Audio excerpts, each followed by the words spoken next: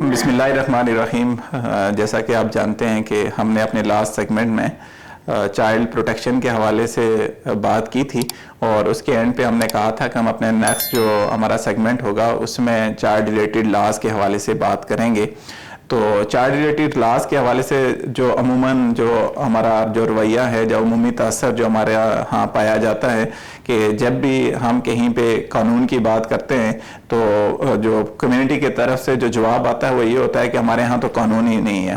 हालांकि अगर देखा जाए तो हमारे यहाँ बहुत सारे जो कवानीन हैं वो मौजूद हैं, लेकिन उसमें जो गैप है वो ये है कि इन कवानीन के हवाले से अवेयरनेस रेजिंग नहीं है, कम्युनिटी को सेंसिटाइज नहीं किया गया, जिसकी वजह से लोगों को इन कवानीन के बारे में मालूम ही नहीं होता और मालूमात न होने की वजह से लोग ये समझते हैं कि हमारे यहाँ ये कवानीन सिरे से मौजूद ही नहीं है।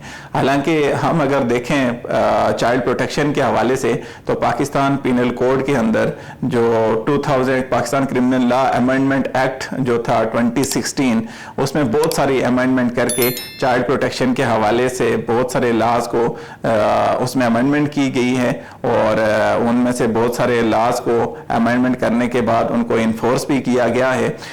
जैसे कि अगर हम देखें तो 2016 के जो अमेंडमेंट थी उससे पहले जो क्रिमिनल एज जो बच्चे की थी वो मिनिमम 10 इयर्स डिफाइन थी।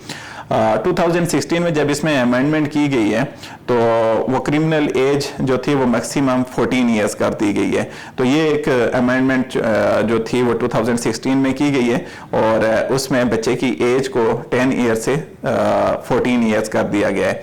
फिर इसी तरह अगर हम नेक्स्ट देखें 2016 के अमेंडमेंट देखें तो वो 292A, 292B और 292C के अंदर ये अमेंडमेंट की गई हैं। 292B जो है वो पोर्नोग्राफी के हवाले से है और ये पोर्नोग्राफी चाहे बच्चे के कंसेंट के साथ हो, विदाउट कंसेंट हो या उसके गार्डियंस के कंसेंट के साथ हो तो वो पोर्नोग्राफी ही तस्वर की जाएगी।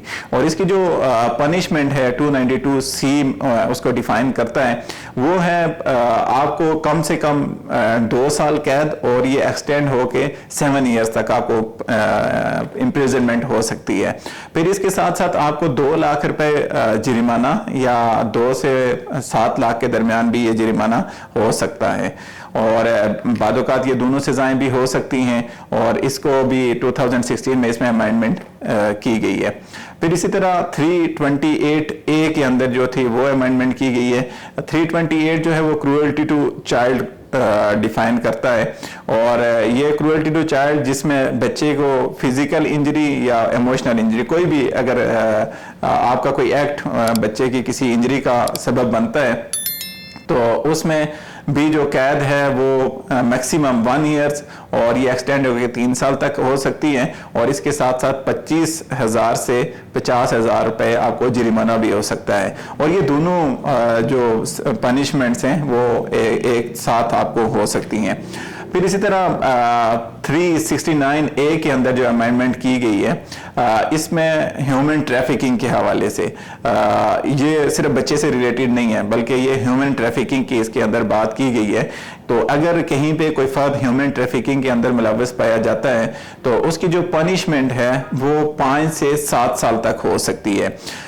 फिर इसी तरह उसको 5 लाख से 7 लाख जुर्माना भी होगा, ठीक है। और ये 5 से 7 लाख का जुर्माना या 5 से 7 लाख तक की कैद ये दोनों इकट्ठी भी हो सकती हैं और ये अमेंडमेंट भी 2016 में 369A के अंदर ये अमेंडमेंट की गई है।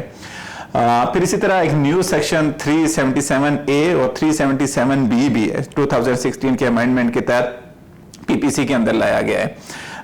उसके 377A जो है वो चाइल्ड अब्यूज़ को डिफाइन करता है और चाइल्ड अब्यूज़ के अंदर वो अब्यूज़ किसी भी किस्म का है और स्पेसिफिकली चाइल्ड सेक्सुअल अब्यूज़ को ये डिफाइन कर रहा है।